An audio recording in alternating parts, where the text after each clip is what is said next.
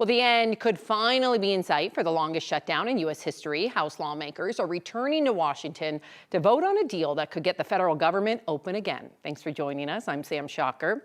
Lawmakers on Capitol Hill were working late into the night to move a bipartisan plan forward. The plan would fund all of the government through the end of January. It would pay for military construction, agriculture, and SNAP benefits through September of next year. It also guarantees that all federal workers will get back pay from the shutdown, and those who lost their jobs would be hired back.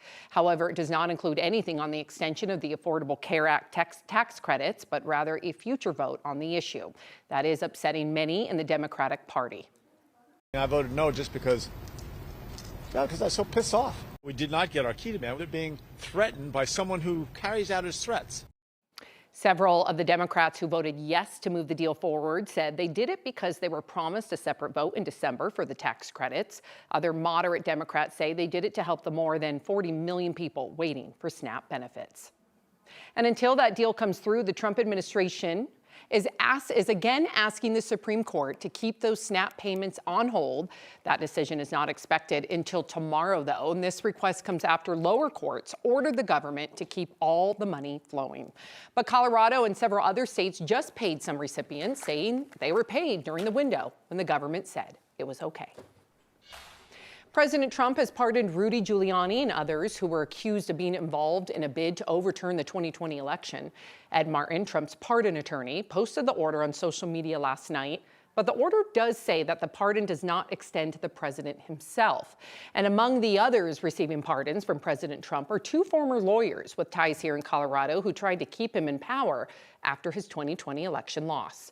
Jenna Ellis was a former Trump attorney who pleaded guilty to a felony charge in Georgia after admitting to making repeated false statements about the election. Her Colorado law license was suspended for 3 years. John Eastman was a former visiting professor at CU who came up with a strategy to try to persuade Congress not to certify the 2020 election. He was charged in Arizona, and he has since been disbarred. We want to note that presidential pardons only apply to federal charges. Both Ellis and Eastman were charged at the state level, not at the federal level, so these are considered protections against any possible future federal charges. Moving on to some weather. Chilly yesterday, near 70 degrees today. Here we go again. All the while, we're seeing the snow that's fallen when we haven't gotten any at all this year. This was the scene in northern Indiana, 10 inches. We'll have more details on that snow later.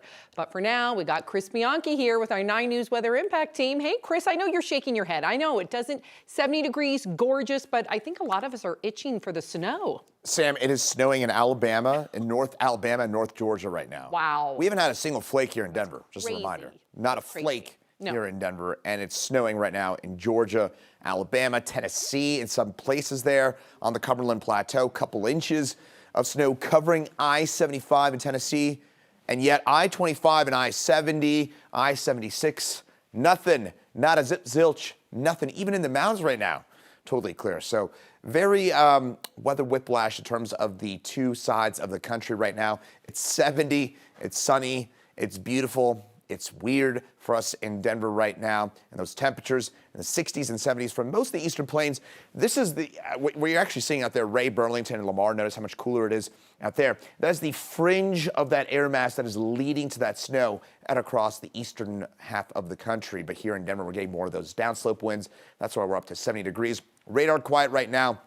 It'll stay that way for the rest of our day today. It's a beautiful, sunny, dry day with those temperatures up near 70 for a high this afternoon, right around where we are right now. However, later this week, we'll have some notable changes and maybe some snow in the forecast. I'll tell you about that in a couple of minutes. We are waiting to find out more about an incident in Frederick that left one man injured. It started about 8:30 this morning. Police haven't said what happened, but officers and SWAT responded to a home near Tipple Parkway and 2nd Street trying to get a person out.